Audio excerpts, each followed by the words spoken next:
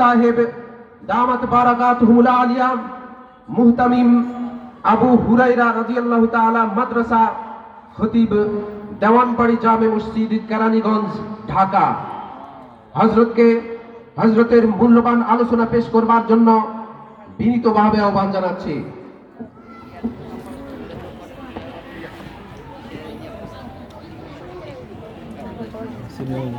হাসানের মাদ্রাসা গোলাম ভাই হাসানের মাদ্রাসা বক্তা সুন্দর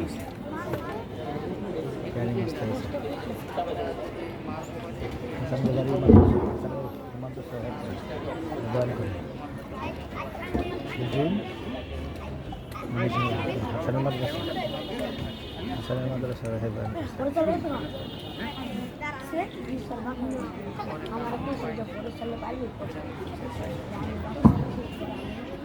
সম্মানিত হাজরিন, আমরা আজকের অনুষ্ঠানের নিতান্তই শেষ প্রান্তে এসে পৌঁছেছি। আজকের এই মাহফিলের সম্মানিত প্রধান মেহমান আপনাদের সামনে আলোচনা পেশ করবেন। যারা দাঁড়িয়ে আছেন, যথেষ্ট বসার জায়গা আছে, আমরা সকলেই বসে পড়ব ইনশাআল্লাহ। হযরতের বয়ানের পরেই পাগড়ি পরানো হবে। আমাদের যিনি আজকের এই মাহফিলের প্রধান মেহমান এর মধ্যেই চলে আসবেন। অতএব এখনো যারা এদিক সেদিক ঘোরাফেরা করছেন, অতি শীঘ্রই মাহফিলের প্যান্ডেলে বসবার জন্য বিনীতভাবে অনুরোধ জানাচ্ছি।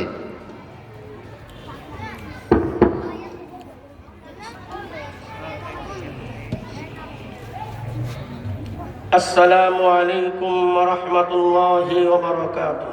ওয়া আলাইকুম আসসালাম ওয়া রাহমাতুল্লাহি ওয়া বারাকাতুহু। আপনারা কেমন আছেন? আলহামদুলিল্লাহ।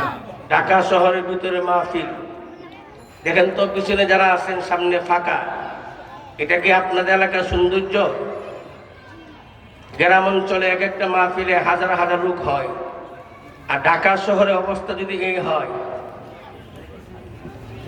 আমরা বিবাহ অনুষ্ঠানে গেলে সামনের চেয়ারে বসি। সামনের চেয়ারে বসতে ওয়াজ লাগে না, কারণ বিবাহ অনুষ্ঠানে সামনের চেয়ারে বসলে খাওয়ানোটা আগে পাওয়া যায়, ঠিক না? আর মসজিদে আসলে, ওয়াজ মাহফিলে আসলে কার পিছনে কে বসবো?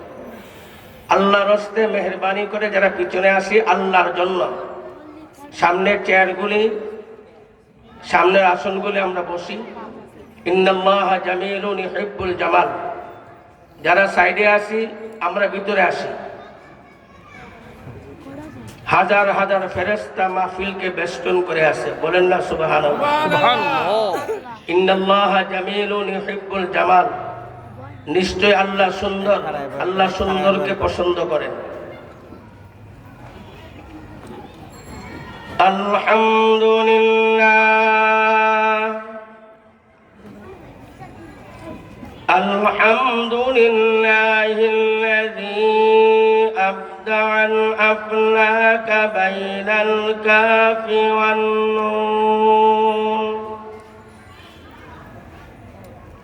إذا أراد شيئا أن يقول له كن فيكون.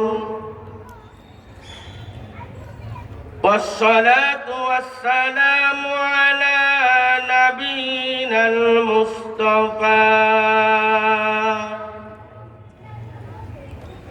الذي أرسل إلى الناس كافة بشيرا ونذيرا. صلى الله تعالى عليه وعلى آله وأصحابه أجمعين. أما بعد فأعوذ بالله من الشيطان الرجيم. بسم الله الرحمن الرحيم.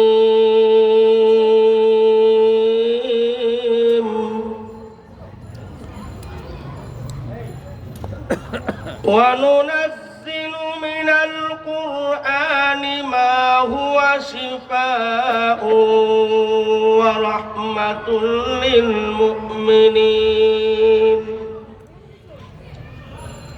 ولا يزيد الظالمين إلا خسارا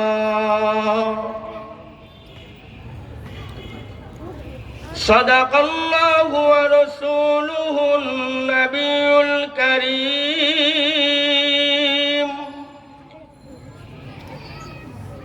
ونحن على ذلك من الشاهدين والشاكرين والحمد لله رب العالمين اللهم صل على محمد وعلى آل محمد كما صليت على إبراهيم وعلى آل إبراهيم إنك حميد مجيد اللهم بارك على محمد وعلى آل محمد كما باركت على إبراهيم وعلى آل إبراهيم إنك حميد مجيد لا إله إلا الله لا إله إلا الله لا إله إلا الله لا إله إلا الله याद में तेरी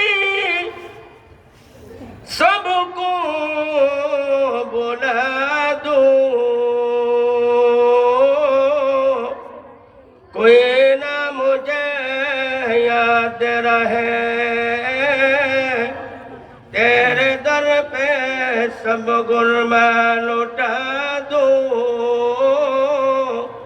खाना दिल आबद रहे ला इलाहा इल्लल्लाह ला इलाहा इल्लल्लाह इल्लल्लाह इल्लल्लाह अल्लाहु अल्लाह मोहब्बत जोरे जोरे अल्लाहु अल्लाह ला इलाहा इल्लल्लाह मुहम्मदुर रसूलुल्लाह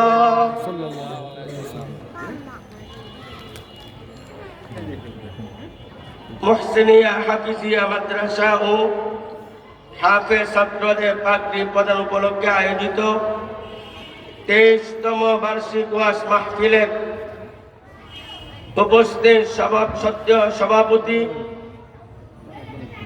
আরো উপস্থিত রয়েছেন ঐতিহ্যবাহী শরীফুল উলুম মাদ্রাসা হেফজ বিভাগের প্রধান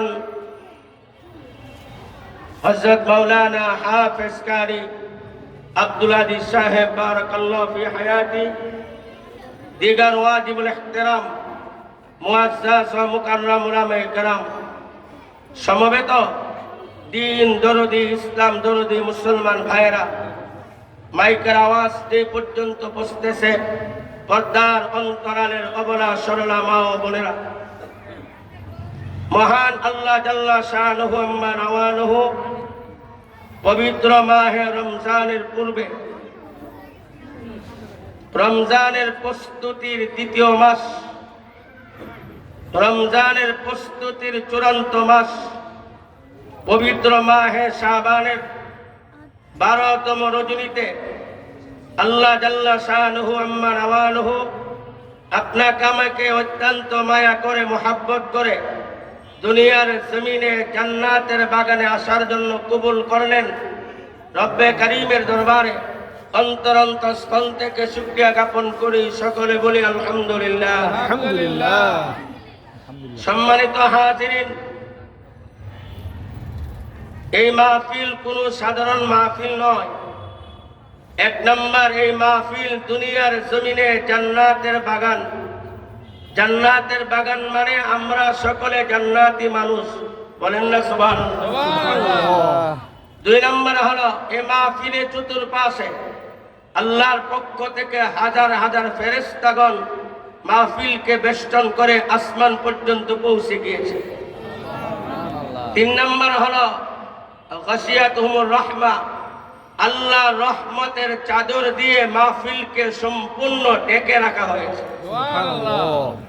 চার নম্বর হলো নাযারাত আলাইহিমুস সাকিনা, আল্লাহর আরশ থেকে বিশেষ রহমত এই প্যান্ডেলের ভিতরে সাকিনা নাজিল হচ্ছে। পাঁচ নম্বর হলো এই মুহূর্তে আল্লাহ জাল্লা শানুহু আম্মা নওয়ালুহু আল্লাহর আরশের ফেরেশতাগণের সাথে এই মাহফিলকে নিয়ে আমাদেরকে নিয়ে আল্লাহ আলোচনা করতেছেন, গর্ব করতেছেন। সুবহানাল্লাহ। রাস্তে কোন পুলিশ ধরবো? সুবহানাল্লাহ। এখন তো স্বাধীন বাংলাদেশ, এখন যদি সুবহানাল্লাহ এমন হয়, এখন কি ওয়াজ করতে অনুমতি লাগে? কথা বলেন না কেন? অনুমতি লাগে, শর্ত লাগে, 20টা 30টা শর্ত। নেতার নাম, 15.5 বছর তো খেলা আমরা কম দেখি নাই, কিন্তু আল্লাহ মানুষকে ছাড় দেন, ছেড়ে দেন না। আল্লাহ ফেরাউনকে সুযোগ দিয়েছেন, ছেড়ে দেন নাই। হামানকে সুযোগ দিয়েছেন, ছেড়ে দেন নাই। কারুনকে সুযোগ দিয়েছেন, ছেড়ে দেন নাই। নমরুদকে সুযোগ দিয়েছেন, ছেড়ে দেন নাই। পৃথিবীর কোন জালেমকে আল্লাহ ছেড়ে দেন নাই। বিগত ফিসিবাদী সরকারকে আমার আল্লাহ 15.5 বছর সুযোগ দিয়েছেন, ছেড়ে দেন নাই। আল্লাহ এমন ধরা ধরছেন 45 মিনিটের মধ্যে আন্না বাচ্চা সহ দেশ থেকে পালাইতে বাধ্য করেছে। ঠিক আল্লাহ আছে? আছে। আওয়াজ নাই? আছে। আল্লাহ আছে? আছে। আগের মতো আছে? আছে। জমিন কা? আল্লাহ। আরো জোরে? আল্লাহ। বিগত 15.5 বছর সারা বাংলাদেশে বন্য পীরের আস্তানায় হাজার হাজার বন্য পীরের আস্তানায় গাজার আসর হয়েছে, মদের আসর হয়েছে, জিনার আসর হয়েছে, মাজার পূজার আসর হয়েছে। অনুমতি লাগে নাই? ঠিক অনুমতি লাগে নাই। লাগে নাই। সারা বাংলাদেশে জায়গায় জায়গায় নাটক হয়েছে, অনুমতি লাগে নাই। ডিজে গানের আসর হয়েছে, অনুমতি লাগে নাই। আরে বিভিন্ন জায়গায় গানের আসর, নাটকের মঞ্চ হয়েছে, অনুমতি লাগে নাই। রাতের রাত গায়ে হলুদের নামে পুরা মহল্লাবাসীর গুম হারাম করা হয়েছে, অনুমতি লাগে নাই।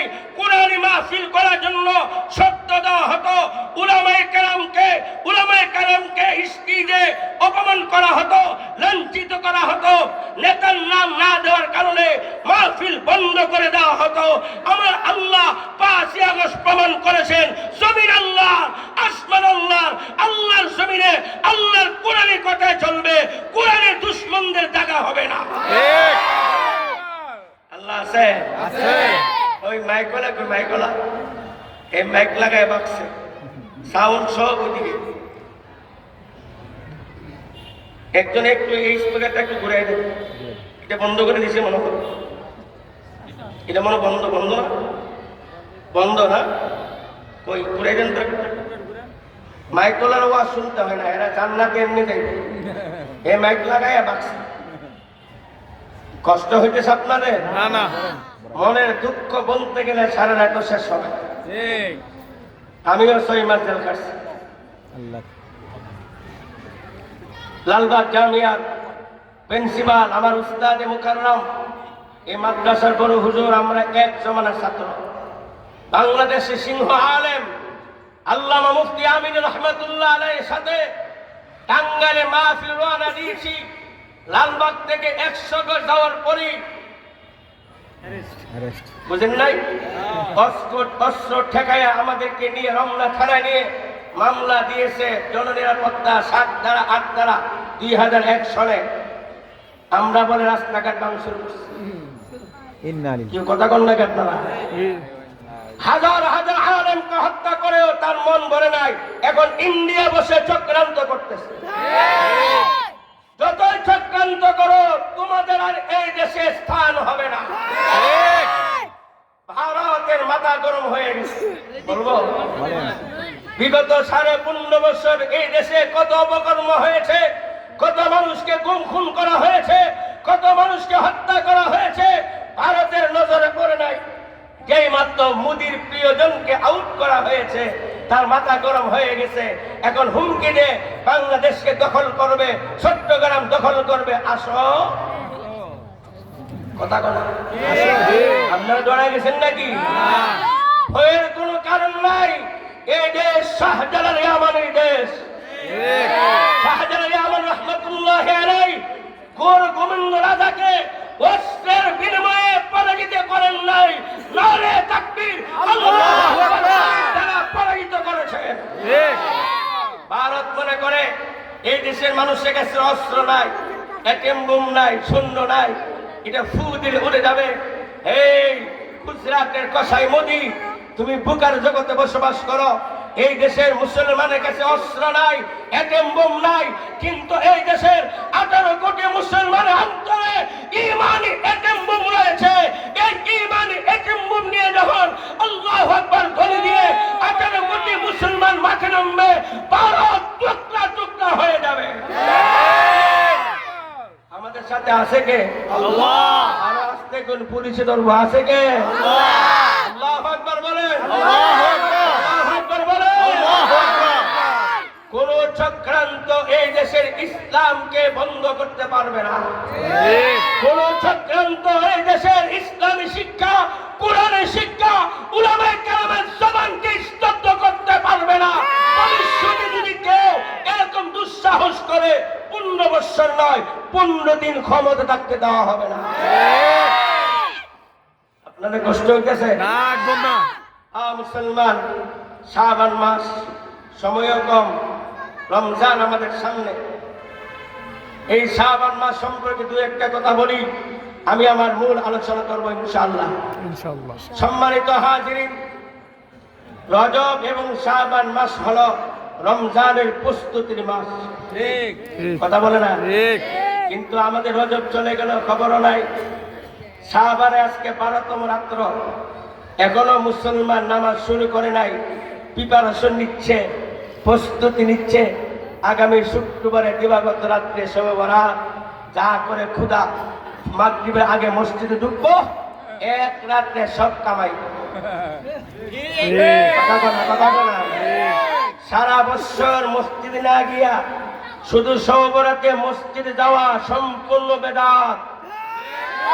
শবে বরাতের সাথে মসজিদের কোনো সম্পর্ক নাই। শবে বরাতের সাথে আপনাদের পুরান ঢাকার হালুয়া রুটির কোনো সম্পর্ক নাই।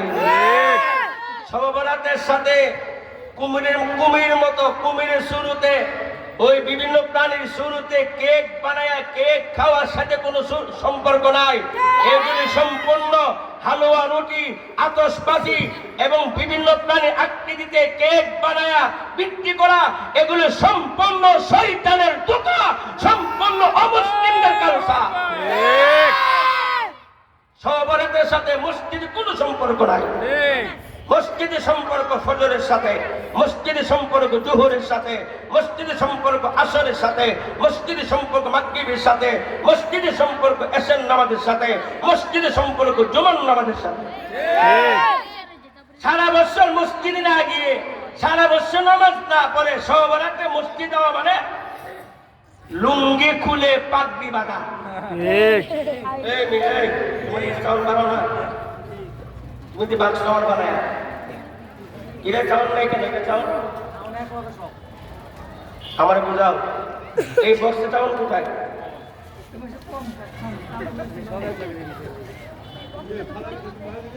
আপনারা কথা বলবেন না। এই যে এখন চাউল বাড়ছে কেন নাকি?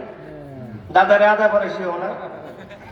আরে মিয়া 22 বছর ঘুরতেছি মাইক নিয়ে। মুসলমান, এই যে এখন মাইক তো ভালো, সাউন্ড ভালো, আমি যদি শুনতে না পাই আমি কেন বয়ান করবো? সেটিং তো বুঝতে হবে। যাই হোক, আল্লাহ সকলকে সহি বুঝ দান করুন, বলেন আমিন। মুসলমান যে যেখানে আছেন, যাদের ওয়াজ শোনা দরকার এখন আসে না, কথা কথা, যাদের বেশি শোনা দরকার এরা আসে না, খুব ব্যস্ত। সবরাতে যাইব মসজিদে, একদল মসজিদে গিয়ে নফল পড়ব, আবার কোন কোন মসজিদে খতম হয়, আবার একদল রিক্সা উঠবে, রিক্সা উঠে 2 জন, সে রাত্রে উঠবে 6 জন 7 জন, ওইটা টোটো কোম্পানি ম্যানেজারি করে গোটা ঢাকা শহর করবে, কথা বলে না, জায়গায় জায়গায় আতশবাজি করবে।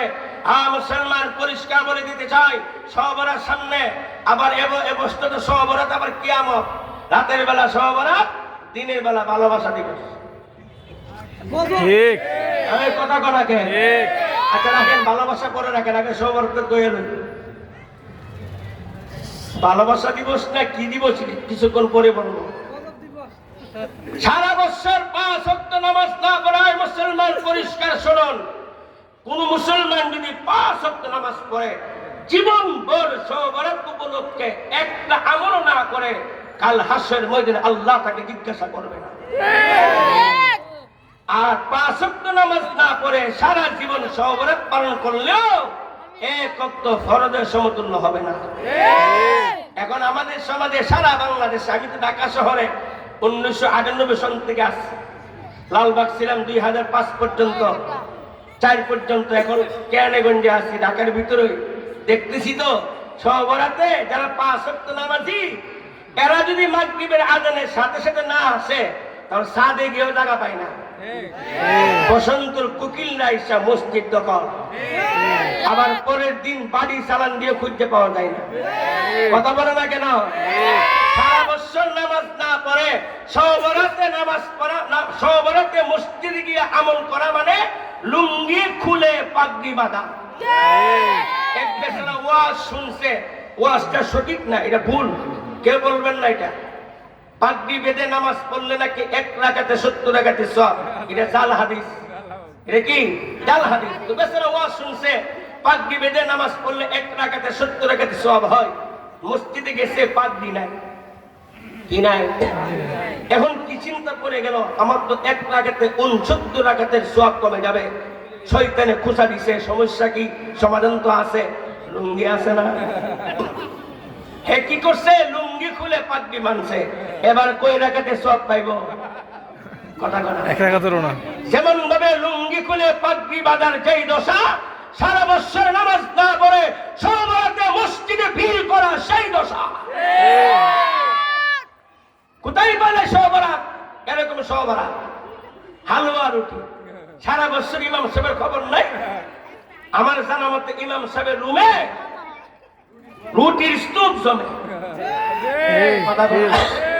হালুয়ার গাঁটটি জমে, এগুলি কোথায় পাইলে? এই হালুয়া রুটি এগুলি মা বোনদেরকে সবরাতের আমল থেকে বঞ্চিত করার শয়তানের একটা মারাত্মক চক্রান্ত। সবরাতের সাথে হালুয়া রুটির কোনো সম্পর্ক নাই, সবরাতের সাথে আতশবাজির কোনো সম্পর্ক নাই, সবরাতের সাথে মসজিদে আগরবাতি মোমবাতি দেওয়ার কোনো সম্পর্ক নাই, সবরাতের সাথে মসজিদে খতমের আয়োজন করার কোনো সম্পর্ক নাই, সবরাত উপলক্ষে মসজিদের ভিতরে খতমে ইনুস, খতমে খাজাগান এই সমস্ত ইন্তজাম করা কোনো সম্পর্ক নাই। সবরাতের কোনো আমল সম্মিলিত আমল নয়, সবরাতের সকল আমল একা একা আমল। মুসলমান ভাইরা, আল্লাহ নবী বিশ্ব নবী মুহাম্মদ রাসূলুল্লাহ বলেন, মান সাল্লাল ইশা বিল জামাআ ফাকান্নামা কামা নিসফাল লাইল। যে ব্যক্তি এশার নামাজ জামাতে পড়লো, আল্লাহ তাআলা তার আমলনামায় অর্ধরাত্রে তাহাজ্জুদ নামাজ পড়ার নেকি দান করেন। ওয়া মান সাল্লাল ফাজরা বিল জামাআ ফাকান্নামা কামা নিসফাল লাইল। আর যে ব্যক্তি ফজর নামাজ জামাতে পড়লো, সে যেন অর্ধরাত্র তাহাজ্জুদ নামাজ পড়লো। তার মানে হলো, আপনি প্রতিদিন যদি এশার নামাজ আর ফজর নামাজ জামাতে পড়েন, আল্লাহ তাআলা আপনার আমলনামায় সারা রাত তাহাজ্জুদ নামাজের নেকি দান করবে। আল্লাহু আকবার বলেন। 2 নাম্বার 14 ফেব্রুয়ারি ভালোবাসা দিবস। নাউজুবিল্লাহ মিন জালিক। আমি বিস্তারিত বলতে পারবো না। 1 নাম্বার কথা হলো এই ভালোবাসা দিবস এটা কোনো মুসলমান আবিষ্কার করে না, এটা ইহুদি খ্রিস্টান আবিষ্কার করছে।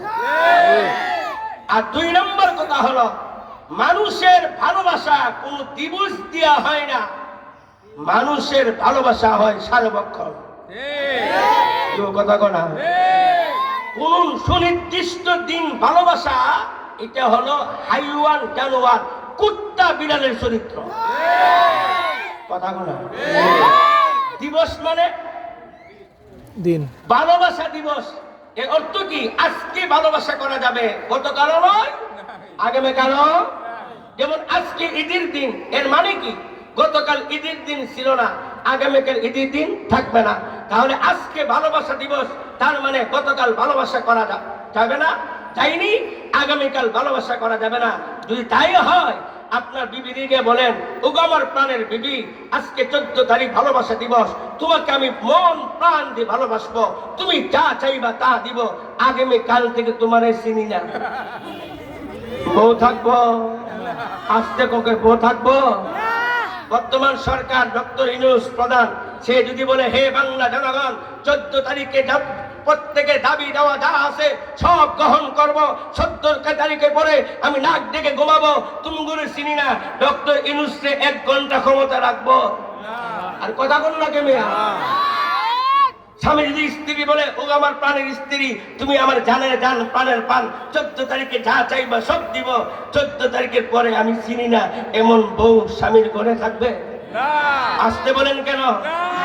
আপনাদের ইমাম সাহেব যদি বলে, ও মুসল্লি ভাইয়েরা, আজকে 14 ফেব্রুয়ারি আপনারা দুয়া কালাম তেল ফরা পানি পরা যা চাইবেন মিলাদ দিয়ে সব দিব, আগামীকাল থেকে সাবধান, আমার কাছে কেউ আসতে পারবেন না, এমন ইমাম সাহেব রাখবেন?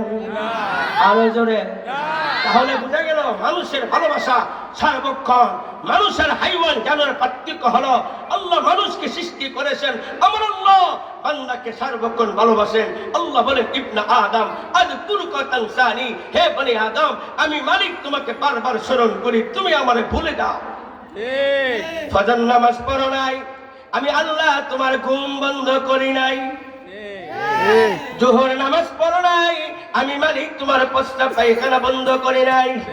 আসর নামাজে ডাক দিলাম, আসো নাই, আমি মালিক তোমার নিঃশ্বাস বন্ধ করি নাই। মাগরিবে ডাক দিলাম, আসো নাই, আমি মালিক তোমার কথা বন্ধ করি নাই। কথা কে বলা?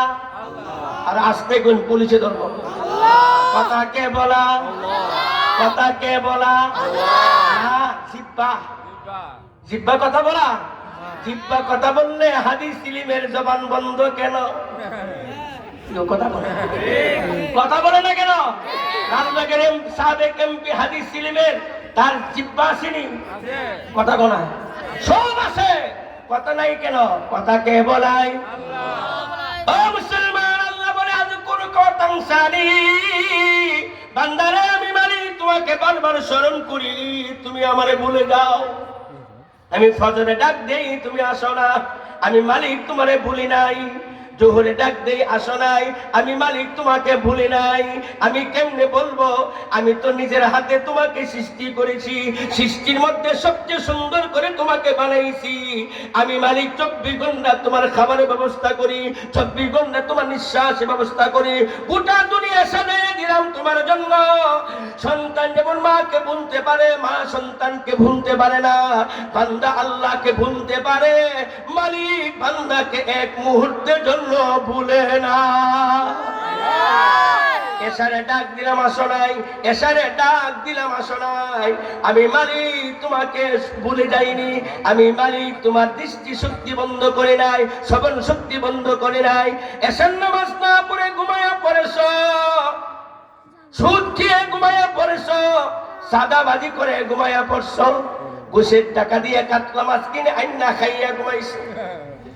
কথা বলা চাঁদাবাজি টাকা, মানুষের বুকের মধ্যে অস্ত্র ঠেকায়া চাঁদা আইনা টাকা দিয়া বড় বড় রুই মাছ কিনা খাইয়া ঘুমাইছো, মদের বোতল মাইরা ঘুমাইছো, প্রেমিকার সাথে আড্ডা মেরে কক্সবাজারে গিয়া প্রেমিকা নিয়ে ঘুমাইছো, বান্দা তুমি ঘুমাইয়া পড়েছো, আমাকে ভুলে গিয়েছো, আমি মালিক তোমাকে ভুলতে পারি নাই। তুমি ঘুমাইয়া পড়েছো, আমি মালিক আমি ঘুমাইনি। তুমি যে ঘুমাইয়া পড়ছো, তুমি তো জানো না তোমার কানের ছিদ্র খোলা, নাকের ছিদ্র খোলা। রাতের বেলা পোকামাকড় বের হয়, পোকামাকড় গর্ত দেখলে ঢুকতে চায়। আমি মালিক জানি তোমার কানের মধ্যে পোকা ঢুকতে পারে, নাকের মধ্যে পোকা ঢুকতে পারে, মুখের মধ্যে পোকা ঢুকতে পারে। তুমি আমাকে ভুলে গিয়েছো, আমি মালিক ভুলি নাই। তুমি ঘুমাইয়া পড়ছো, আমি মালিক ঘুমাইনি। আমি না ঘুমাইয়া তোমার দুই কানের পাশে দুইজন ফেরেশতা বসাইয়া দিলাম, তোমার নাকের কাছে একজন ফেরেশতা বসাইয়া দিলাম, তোমার মুখের কাছে একজন ফেরেশতা বসাইয়া দিলাম, তোমার মাথার কাছে একজন ফেরেশতা বসাইয়া দিলাম, তোমার পায়ের কাছে একজন ফেরেশতা বসাইয়া দিলাম। বান্দারে আমাকে ভুলে গিয়েছো, আমি ভুলি নাই। তুমি ঘুমাইয়া পড়েছো, আমি মালিক ঘুমাইনি। আমি না ঘুমাইয়া 6 জন ফেরেশতা দিয়ে তোমাকে সারা রাত পাহারা দিয়েছি।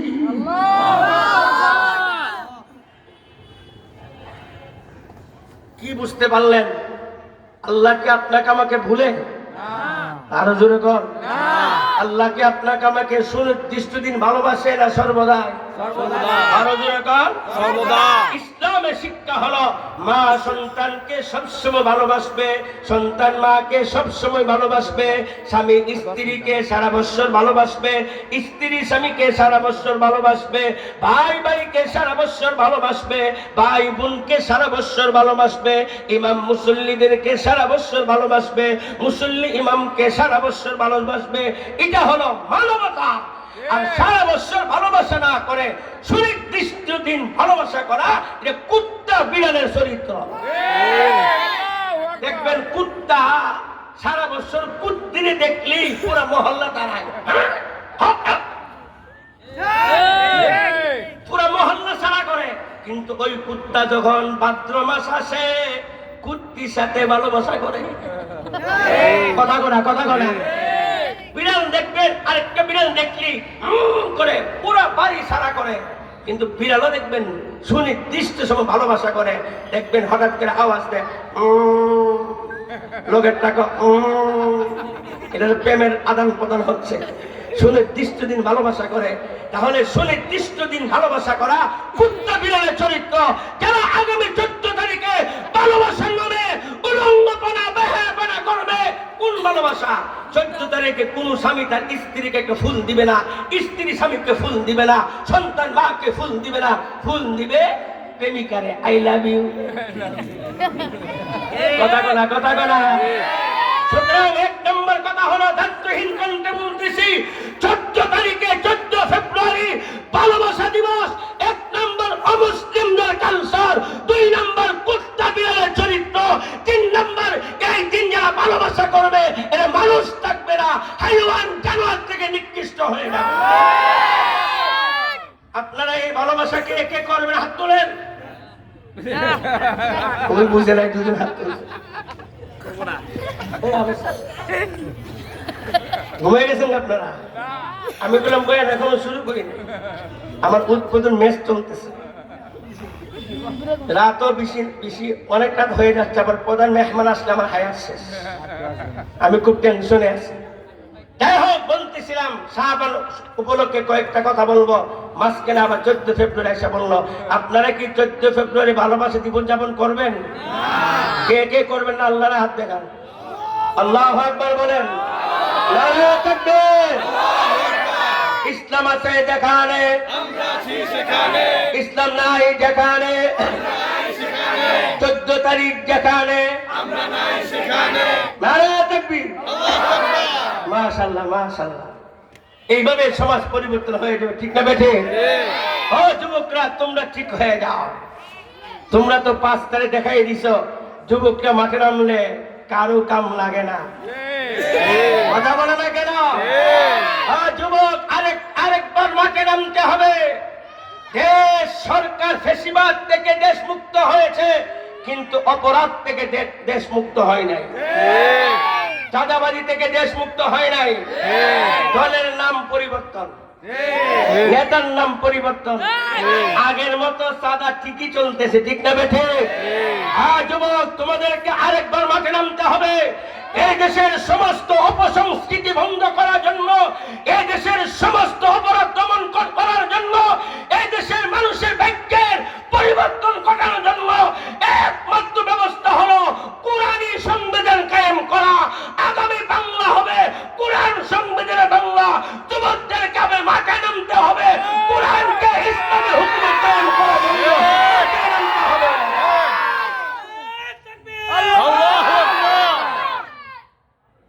আপনারা কোরআন চান? সবাই চান? আল্লাহু আকবার বলে সবাই চান? শুধু ঘরে চান? শুধু ঘরে? আল কোরআনের আলো আর জীবনে করবেন না। আর এ কথা জীবনে এটা কই তো ধরা খাইছে। কোরআনে করে রেখে দিবেন আর সংসদে শুধু মূর্তি কোন মূর্তির বানানো সংবিধান দিয়ে দেশ চালাইবেন না। এই জন্য আল্লাহ কোরআন নাজিল করছে। স্লোগান পরিবর্তন করতে হবে, আল কোরআনের আলো সব জায়গায় জালো। আল কোরআনের আলো সব জায়গায় জালো। সাউন্ড কমে গেছে, সবাই পড়া।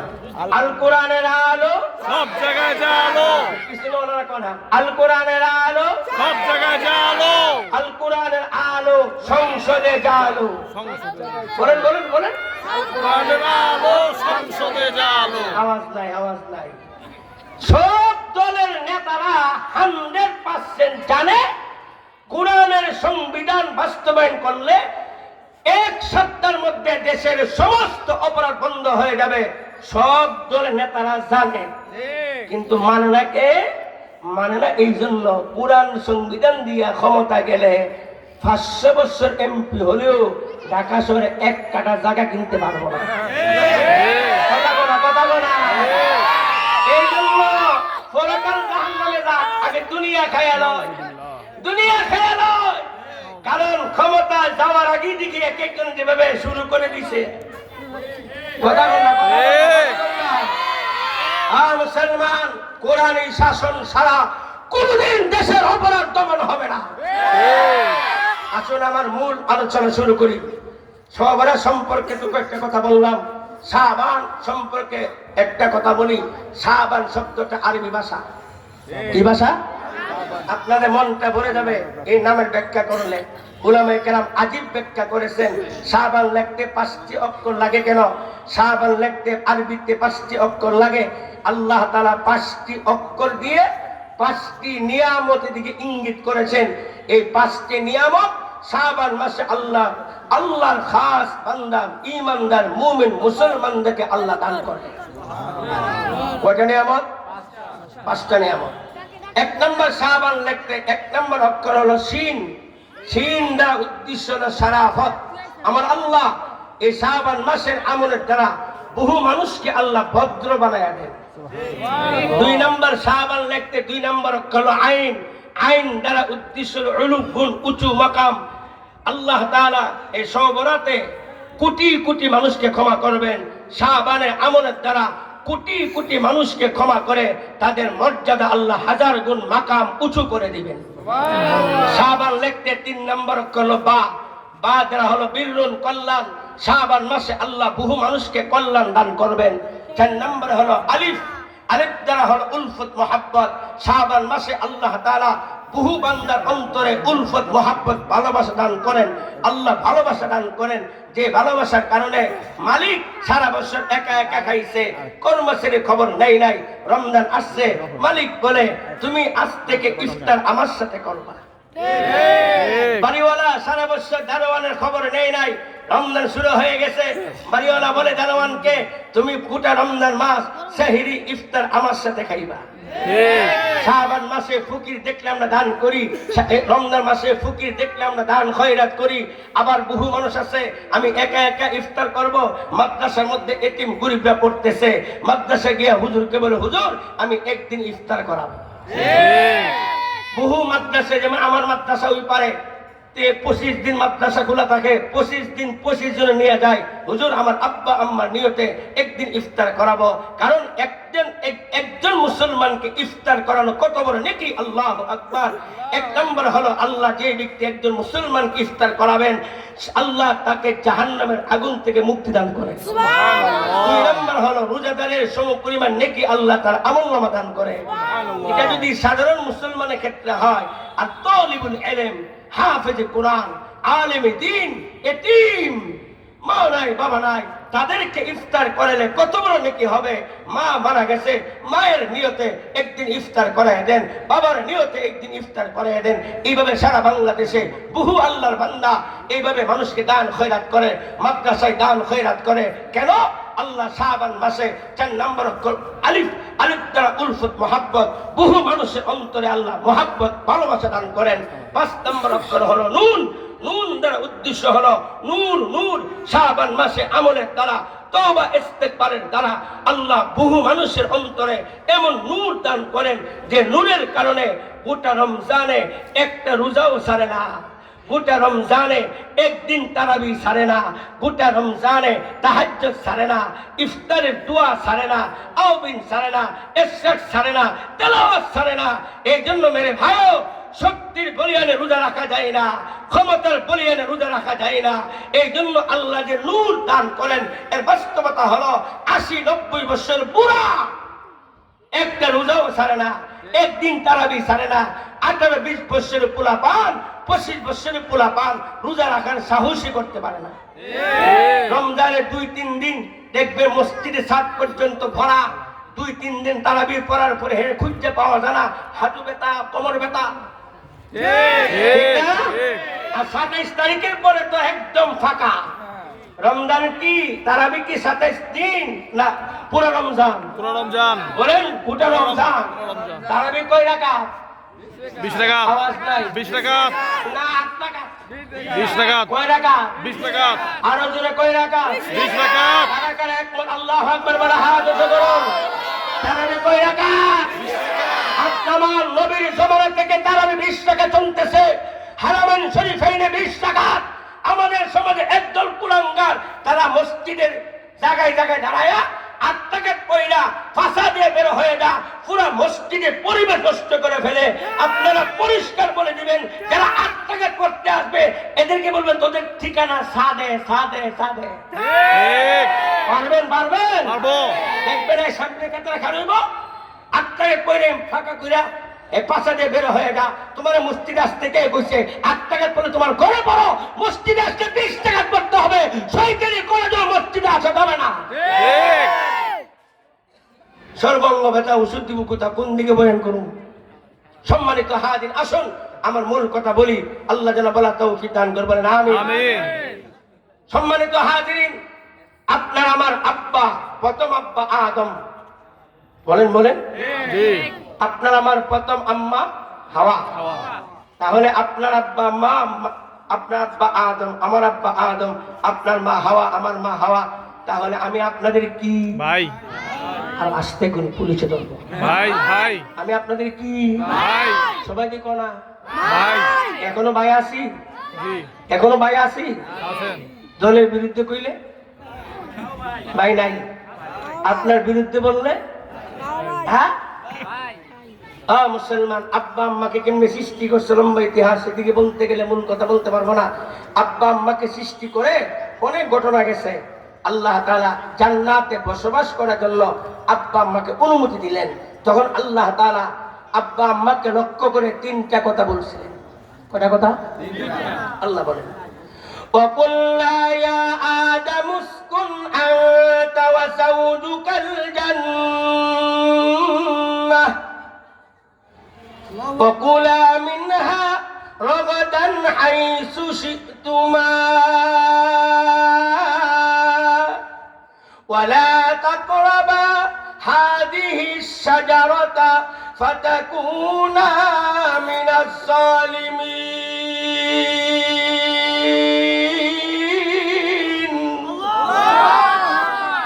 আল্লাহ বলে, হে আদম, তুমি তোমার স্ত্রীকে নিয়ে জান্নাতে বসবাস করো। আল্লাহ বলেন না, সুবহানাল্লাহ। এখানে আজীব ব্যাখ্যা। আল্লাহ তো বলতে পারতেন, এই বাবা আল্লাহ তো বলতে পারতেন, আমাদেরকে তাকান, আল্লাহ তো বলতে পারতেন আদম হাওয়া জান্নাতে যাও। আল্লাহ বলছে আদম তুমি তোমার স্ত্রীকে নিয়ে জান্নাতে বসবাস করো।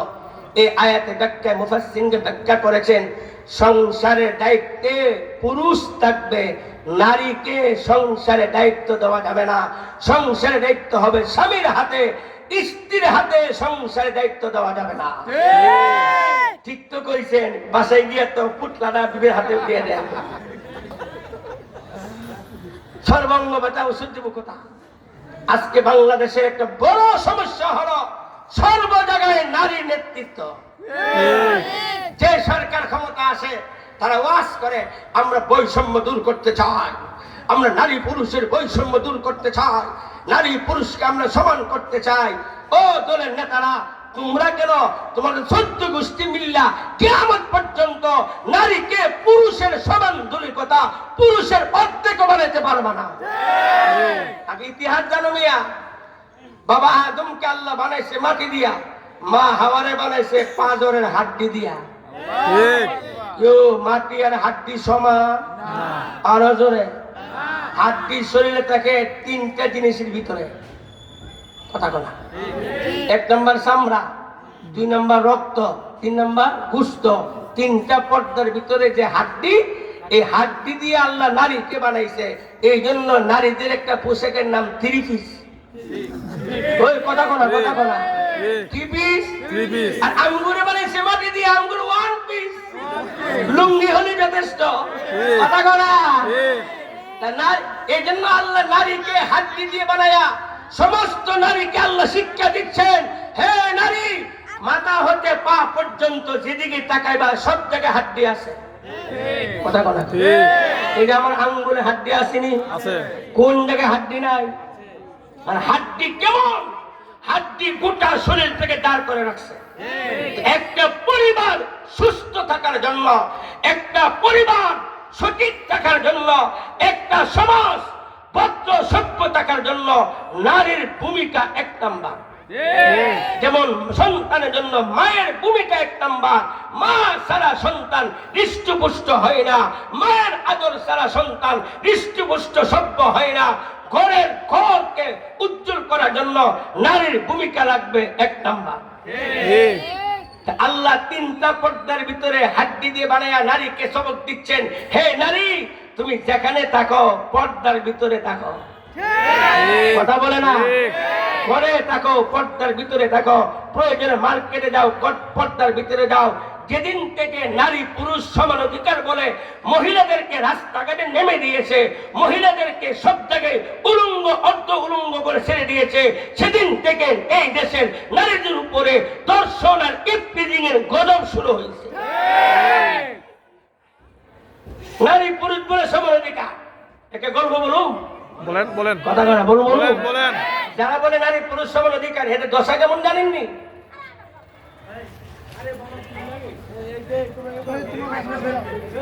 আপনারা কথা বললেন না, এই বাবারা চুপ থাকো। এক সংসার বৈরাগী, স্বামী স্ত্রী সংসার বৈরাগী, সংসার নাই, বাড়ি ঘর ছেড়ে কুড়ের ঘর বানায় জঙ্গলে থাকে। কই থাকে?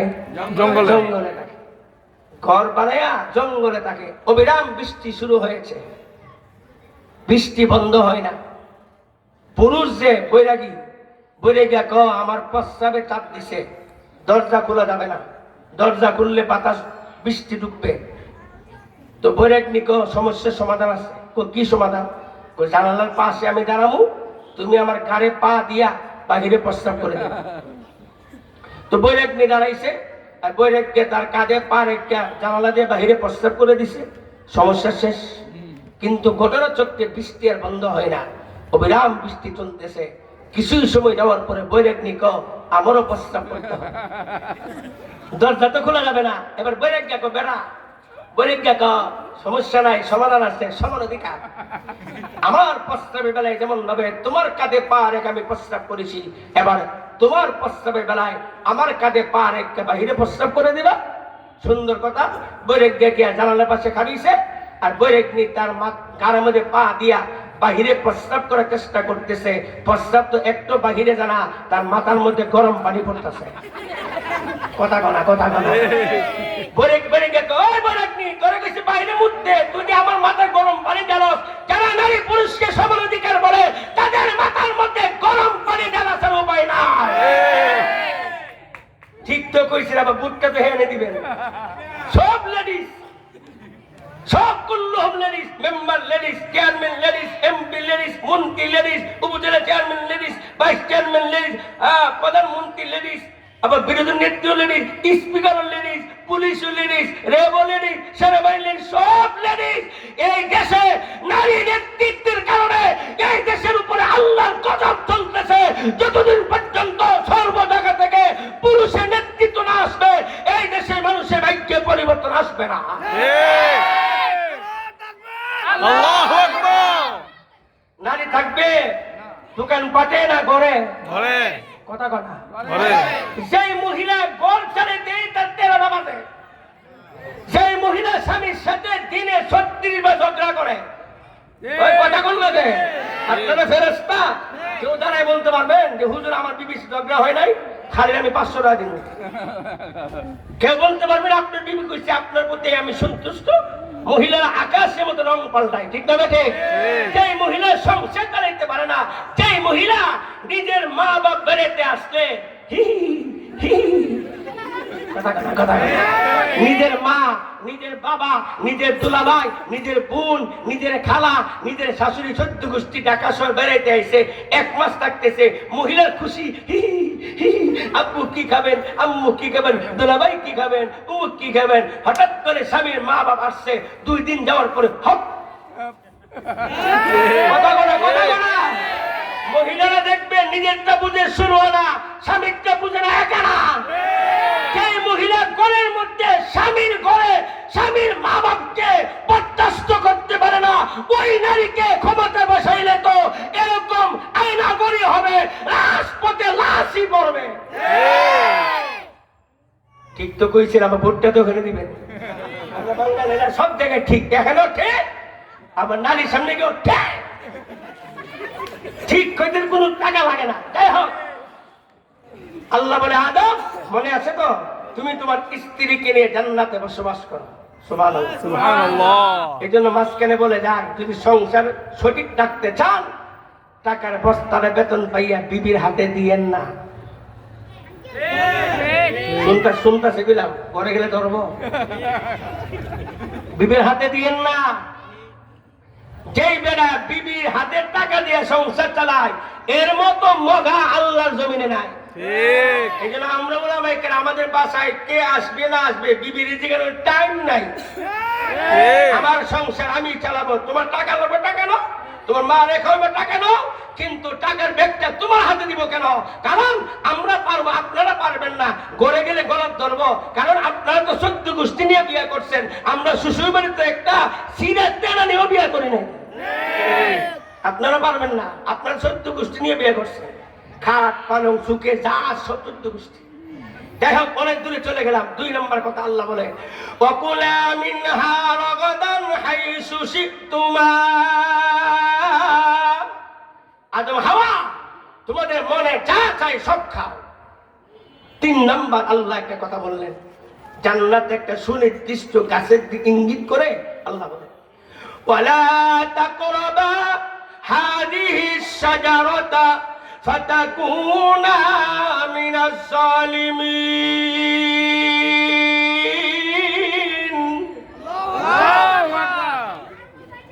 আদম হাওয়া এই গাছের তোমরা কাছেও খাও।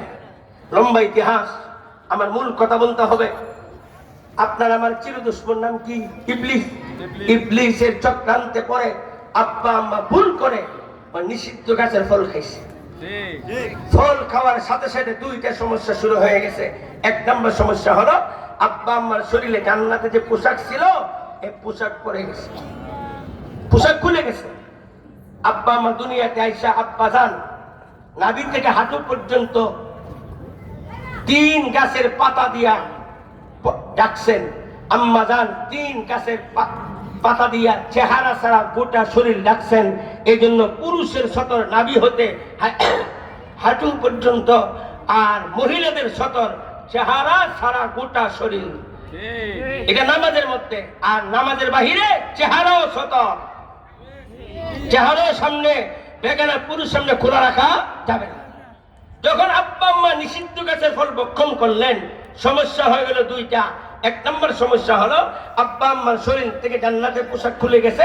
দুই নম্বর হলো আব্বা আম্মা জান্নাতের মধ্যে আল্লাহ যত নিয়ামত দিবেন, এর মধ্যে একটা নিয়ামত হলো জান্নাতীরা টনের টন খানা খাবে, টনের টন শরবত খাবে, প্রস্রাবের প্রয়োজন হবে না, পায়খানার প্রয়োজন হবে না। বলেন না সুবহানাল্লাহ। আব্বা আম্মা যে এতদিন জান্নাতে ছিলেন, প্রস্রাব পায়খানার প্রয়োজন হয় নাই। যেই মাত্র নিষিদ্ধ গাছের ফল ভক্ষণ করেছে, প্রস্রাব পায়খানার প্রয়োজন হয়ে গেছে। যেই মাত্র প্রস্রাব পায়খানার প্রয়োজন হয়ে গেছে, এখন তো জান্নাতে প্রস্রাব পায়খানা করা, জান্নাতে সব আছে, বাথরুম নাই। সুবহানাল্লাহ কোনা জান্নাতে সব আছে, টয়লেট নাই। আল্লাহু আকবার। সেই মুহূর্তে, এটি আমার মূল বক্তব্য, ভালো করে কান পেতে শুনেন। সেই মুহূর্তে আল্লাহ রাব্বুল আলামিন ডাইরেক্ট আব্বা আম্মাকে লক্ষ্য করে, ইনডাইরেক্ট কিয়ামত পর্যন্ত সমস্ত মানব জাতিকে লক্ষ্য করে আল্লাহ একটা গুরুত্বপূর্ণ কথা বলেছিলেন। সেটা কি? আল্লাহ বলেন, وَقُلْ اهْبِطُوا مِنْهَا جَمِيعًا فَإِمَّا يَأْتِيَنَّكُم مِّنِّي هُدًى فَمَن تَبِعَ هُدَايَ فَلَا خَوْفٌ عَلَيْهِمْ وَلَا هُمْ يَحْزَنُونَ।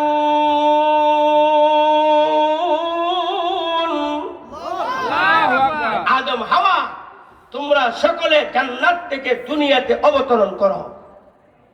সকলে কেন বললেন? মানুষ তো দুইজন, জামিয়া কেন বললেন? মুফাসসিরিন কেরাম ব্যাখ্যা করেছেন, যদিও আব্বা আম্মা দুইজন ছিলেন, আব্বাজানের পৃষ্ঠের মধ্যে কিয়ামত পর্যন্ত সমস্ত মানুষ আব্বাজানের পৃষ্ঠে আমরা ছিলাম। তাহলে আব্বা আম্মা জান্নাতে ছিলেন, আব্বা আম্মার সাথে আমরাও জান্নাতে ছিলাম। কথা বলেন?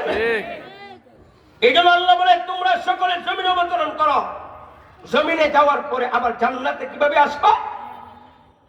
জমিনে যাওয়ার পরে আমি আল্লাহর পক্ষ থেকে যদি হেদায়েতের বাণী আসে, আসমানি কিতাব আসে, আসমানি ইলম আসে, ওই হেদায়েতের বাণী, আসমানি কিতাব, আসমানি ইলম যারা মানবে, তাদের কোনো ভয় নাই, তাদের কোনো চিন্তা নাই। হে হাজার ভাগের মুসলমান ভাইয়েরা, হে পর্দানিশী মা বোনেরা, যে যেখানে আছেন কান পেতে শোনেন। আপনার আমার আসল বাড়ি হাজারীবাগ নয়, আপনার আমার আসল বাড়ি বাংলাদেশ নয়, আপনার আমার আসল বাড়ি জান্নাত। কারণ আব্বা আম্মার বাড়ি জান্নাত, আমাদের বাড়িও জান্নাত। এবার বলেন তো, আপনার আমার আসল বাড়ি কোথায়? জান্নাত। সবাই বলে না কোথায়? এই জান্নাতে আবার কে কে যেতে চান? আল্লাহু আকবার, মাশাআল্লাহ। সবাই যেতে চান? হাত নামান। বর্তমানে আছি কোথায়? দুনিয়াতে। বলেন দুনিয়াতে। এটি বলবেন, এটি সবার জানা, কিন্তু আরেকটা জানতে হবে, শুধু দুনিয়া নয়, এই দুনিয়াটা হলো জাহান্নামের এলাকা। খবরও নাই, হাসরের ময়দানে পরে এটা জাহান্নাম হয়ে যাবে। আকাশের নিচের পুরো এলাকা জাহান্নাম হয়ে যাবে। আমরা জাহান্নামের এলাকায় আছি। আল্লাহ বলেন, হে দুনিয়ার মানুষ, তোমাদের জন্য আমি চিরস্থায়ী আরামের জন্য, তোমাদের চিরস্থায়ী শান্তির জন্য জান্নাত সৃষ্টি করেছি, তোমাদেরকে জান্নাতে বসবাস করার অনুমতি দিয়েছি। কিন্তু তোমাদের ভুলের কারণে জান্নাত থেকে দুনিয়াতে আসতে বাধ্য হয়েছো। আবার যদি দুনিয়া থেকে জান্নাতে যেতে চাও, আমি আল্লাহ যুগে যুগে আসমানি কিতাব পাঠাবো, আসমানি ইলম পাঠাবো, আসমানি ওহী পাঠাবো। আমি আল্লাহ প্রদত্ত আসমানি কিতাব যারা মানবে, আসমানি ইলম যারা মানবে, আসমানি ওহী যারা মানবে, আমি আল্লাহ দুনিয়াতে শান্তি দিয়ে তাদেরকে আবার জান্নাতের মালিক বানায়া দিব। আল্লাহ মুসলমান ভাইরা আমার দিকে তাকান।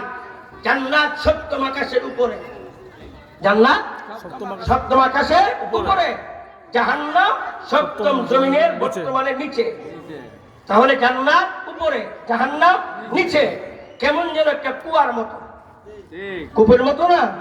এই জন্য আমার আল্লাহ যুগে যুগে জাহান্নামের এলাকা থেকে মুক্ত করে জান্নাতে নেওয়ার জন্য আমার দিকে তাকান। আমার আল্লাহ যুগে যুগে রশি পাঠাইছে, রশি। তাওরাত কিতাব আল্লাহর একটি রশি ছিল, জবুর কিতাব আল্লাহর একটি রশি ছিল, ইনজিল কিতাব আল্লাহর একটি রশি ছিল, 100 সহিফা আমার আল্লাহর 100 রশি ছিল। তাওরাত যারা মানছে তারা জান্নাতি হয়ে গেছে, জবুর যারা মানছে তারা জান্নাতি হয়ে গেছে, জবুর ইনজিল যারা মানছে তারা জান্নাতি হয়ে গেছে।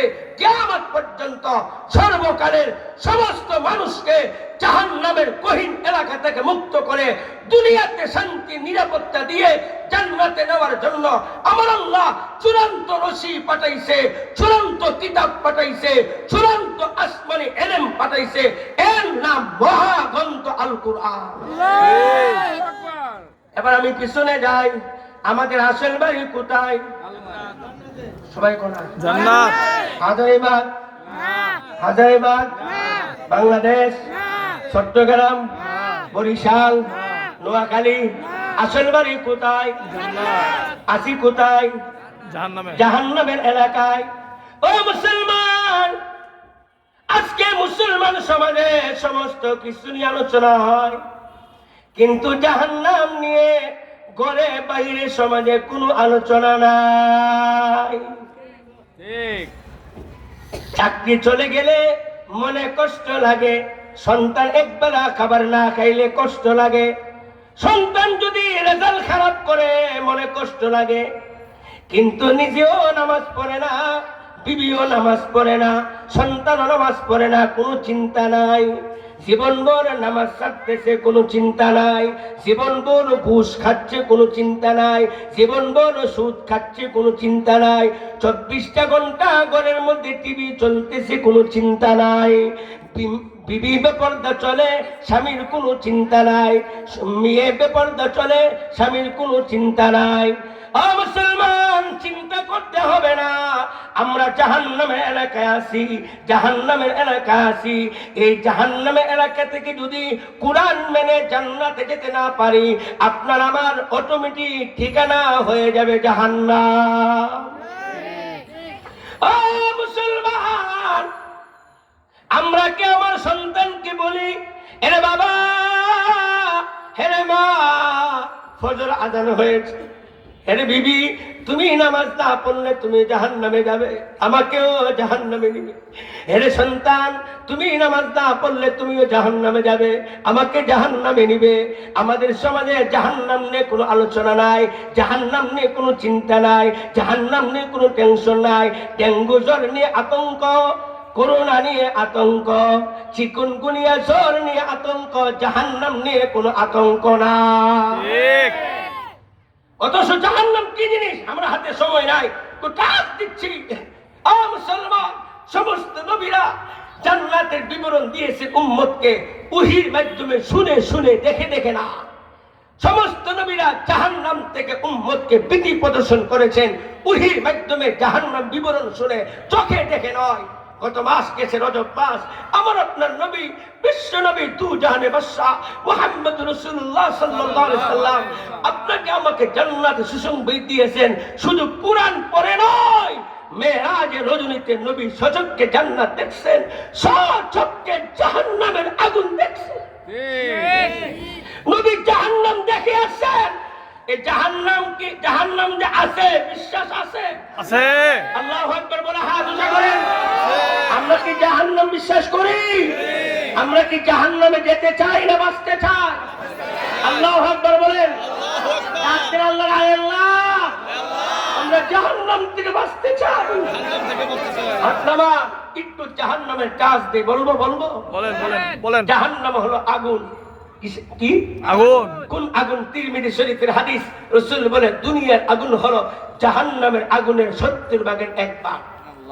এ বয়ান তো জীবনে বহুবার শুনছেন, কিন্তু কোনদিন ব্রেইনে কেস করছেন কেমন হবে? গোটা দুনিয়ার আগুন, দুনিয়ার আগুন আমরা সব দেখি নাই। আমার 2 ভাই রোলিং মিলে চাকরি করে, একটা শামপুর কদমতলী স্টিল মিল। আমি মাঝে মধ্যে যাই, এই প্যান্ডেল থেকে আরো বড় চুলা, সেখানে টনের টন এই যে কি বলে জানে বাঙ্গারি, লোহা লঙ্কর এগুলি রেখে হি আগুন দিয়ে এমন ভাবে পোড়ায় পানি হয়ে বের হয়। আমি ওই পাশে গিয়ে চিন্তা করি, এই রোলিং মিলের আগুন যদি এত তাপ হয়, যেখানে একটা মানুষ পড়লে 1 মিনিট লাগবে না, একদম বুড়া হয়ে যাবে।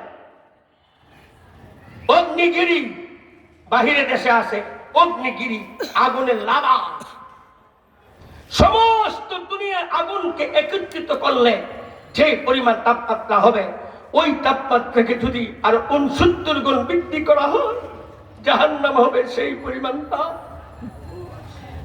কেমনে আমি আপনাদেরকে বুঝাবো?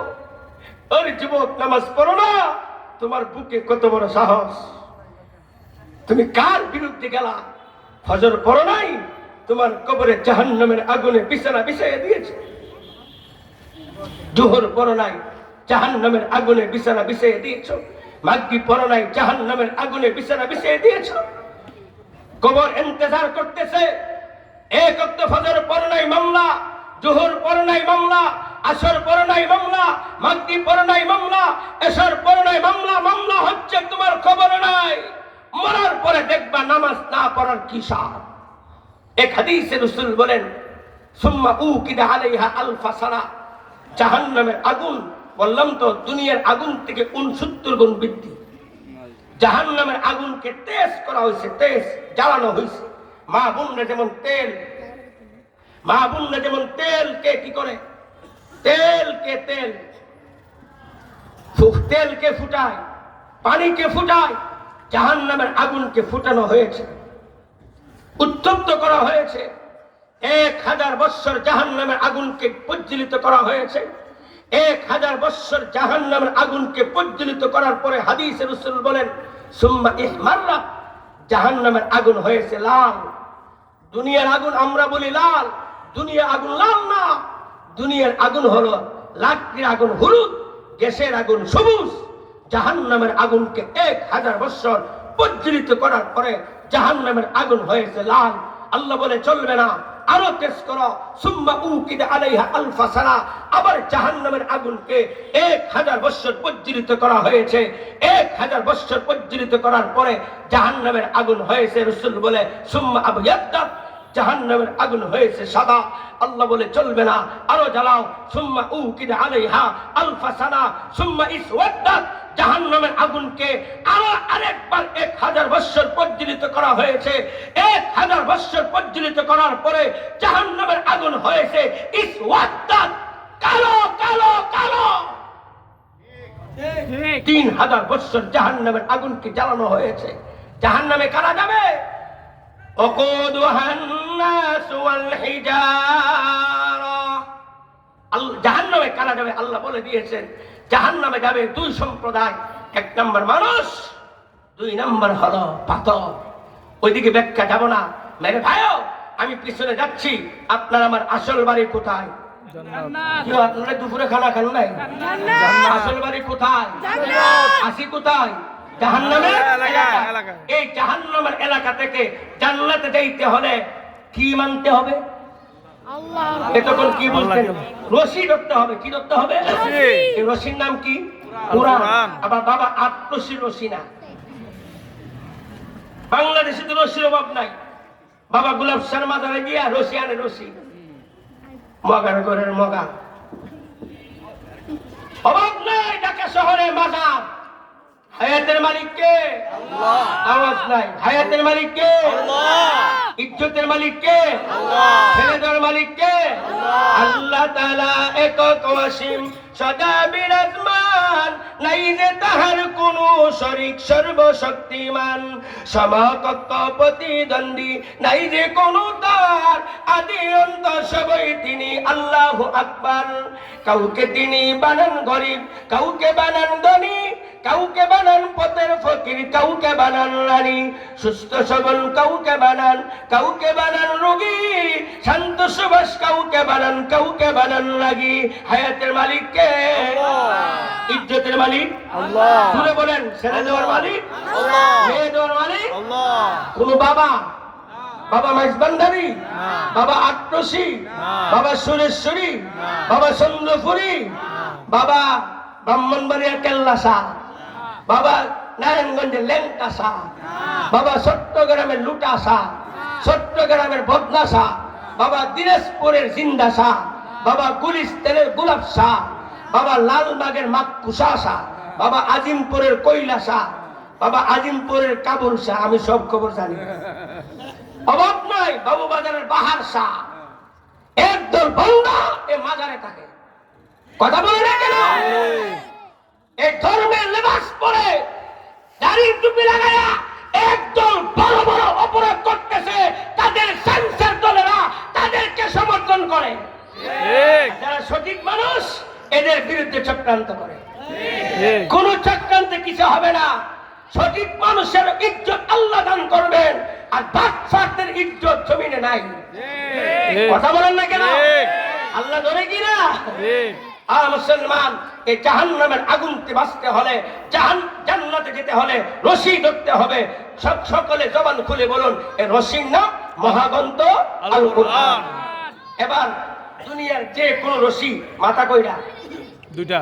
কথা বলো, দুইটা। মাথা কয়টা? দুইটা।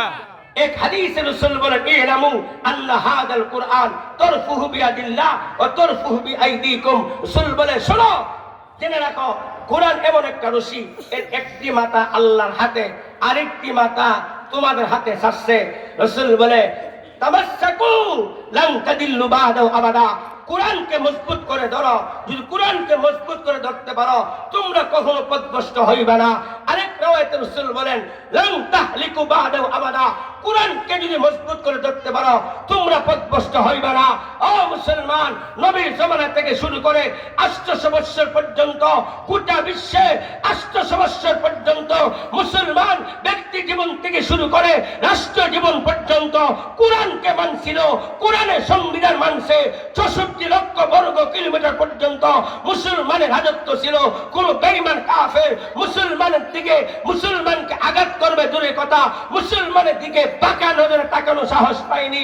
যেদিন থেকে মুসলমান ব্যক্তি জীবন থেকে শুরু করে রাষ্ট্র জীবন পর্যন্ত কোরআন ছেড়ে দিয়ে, আমেরিকা তন্ত্র মন্ত্র দিয়ে, রাশিয়ার তন্ত্র মন্ত্র দিয়ে, চীনের তন্ত্র মন্ত্র দিয়ে, বেঈমানদের তন্ত্র মন্ত্র দিয়ে ব্যক্তি জীবন চালাচ্ছে, সমাজ চালাচ্ছে, রাষ্ট্র চালাচ্ছে, সেদিন থেকে মুসলমান কোরআন ছেড়ে দিয়েছে। সেদিন থেকে গোটা দুনিয়াতে মুসলমান লাঞ্ছিত হচ্ছে। আমার দুইটা পয়েন্ট, একটা পয়েন্ট শেষ করতেছি। জান্নাতে যাইতে হলে, জাহান্নামের আগুনতে বাঁচতে হলে কোরআন মানা ছাড়া উপায় আছে? আরো জোরে না। কারা কারা কোরআন মানবেন? আল্লাহু আকবার বলেন। রাখেন, হাত তো তুলছে, রাখেন। কোরআন মানতে হলে নামাজ পড়তে হবে কিনা? ঠিক। আওয়াজ নাই। শুধু সহবরাতে, শুধু তারাবি নামাজ, শুধু জুমার নামাজ, কয়েক তো আরো জোরে কয়েক তো। যে ব্যক্তি 5 ওয়াক্ত নামাজ পড়লো সে কোরআন মানলো। সে কি মানলো? কোরআন মানলো। যে নামাজ পড়ে নাই, কোরআন মানে নাই। তাহলে কোরআন মানতে হলে 5 ওয়াক্ত নামাজ পড়তে হবে। কোরআন মানতে হলে রমজান মাসে পরিপূর্ণ রোজা রাখতে হবে। কোরআন মানতে হলে যাকাত ফরজ হলে, নিসাব পরিমাণ সম্পদের মালিক হলে হিসাব করে শতকরা 2.5% যাকাত আদায় করতে হবে। কোরআন মানতে হলে হজ ফরজ হলে হজ করতে হবে। কোরআন মানতে হলে হালাল কামাই করতে হবে। কোরআন মানতে হলে স্বামী হলে স্ত্রীর হক আদায় করতে হবে, স্ত্রী হলে স্বামীর হক আদায় করতে হবে। কোরআন মানতে হলে ভাই ভাইয়ের হক আদায় করতে হবে। কোরআন মানতে হলে হালাল উপার্জন করতে হবে। কোরআন মানতে হলে সত্য কথা বলতে হবে। কোরআন মানতে হলে ইনসাফ করতে হবে।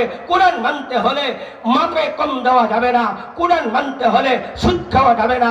কোরআন মানতে হলে ঘুষ খাওয়া যাবে না। কোরআন মানতে হলে সুদ দেওয়া যাবে না। কোরআন মানতে হলে ঘুষ দেওয়া যাবে না। কোরআন মানতে হলে চুরি করা যাবে না। কোরআন মানতে হলে ডাকাতি করা যাবে না। কোরআন মানতে হলে সন্ত্রাসী করা যাবে না। কোরআন মানতে হলে চাঁদাবাজি করা যাবে না। কোরআন মানতে হলে আব্বা আম্মাকে কষ্ট দেওয়া যাবে না। আব্বা আম্মার খেদমত করতে হবে। আব্বা আম্মাকে অসন্তুষ্ট করা যাবে না। কোরআন মানতে হলে নিশা খাওয়া যাবে না। কোরআন মানতে হলে মদ খাওয়া যাবে না। কোরআন মানতে হলে হিরোইন খাওয়া যাবে না। কোরআন মানতে হলে গাঞ্জা খাওয়া যাবে না। কোরআন মানতে হলে ইয়াবা খাওয়া যাবে না। কোরআন মানতে হলে নারী পুরুষ পুরুষের মাঝে পর্দা করতে হবে। কোরআন মানতে হলে ভাবিকে দেখা যাবে না, চাচতো বোনকে দেখা যাবে না, খালাতো বোনকে দেখা যাবে না, ফুফাতো বোনকে দেখা যাবে না, শালীকে দেখা যাবে না, রাস্তাঘাটে বেগে নারীকে দেখা যাবে না।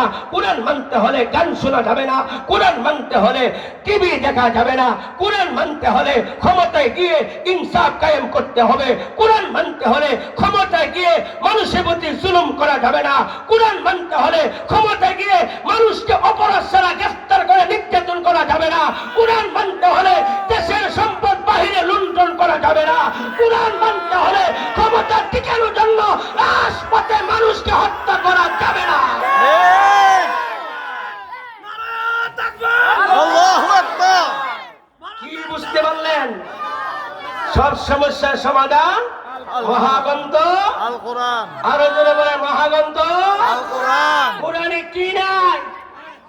আমার হাতে সময় নাই। কোরআনে কি নাই? আমরা কি না জানি? কোরআনের পারিবারিক জীবন শ্রেষ্ঠ পারিবারিক জীবন, কোরআনের সামাজিক জীবন শ্রেষ্ঠ সামাজিক জীবন, কোরআনের পারিবারিক নীতি শ্রেষ্ঠ পারিবারিক নীতি, কোরআনের সমাজ নীতি শ্রেষ্ঠ সমাজ নীতি, কোরআনের রাষ্ট্রনীতি শ্রেষ্ঠ রাষ্ট্রনীতি, কোরআনের অর্থনীতি শ্রেষ্ঠ অর্থনীতি, কোরআনের যুদ্ধনীতি শ্রেষ্ঠ যুদ্ধনীতি। ঠিক। আমাদের নবী কি রাষ্ট্র চালাইছে? চালাইছে, আওয়াজ নাই, চালাইছে, আওয়াজ নাই। চালাইছে। হুজুররা বয়ান করতে পারবো, হুজুররা বয়ান করতে পারবো, তাবলীগ করতে পারবো, ওয়াজ করতে পারবো, মাদ্রাসায় পড়তে পারবো, কিন্তু রাষ্ট্র নিয়ে কথা বলা, কথা কনা, কথা কনা। ইদানিং দেখি নতুন নতুন বক্তব্য শুনতেছি, বেঈমানদের খুশি করার জন্য কোন কোন নেতা ভাষণ দেয় কোরআনের সাথে রাজনীতির সম্পর্ক নাই।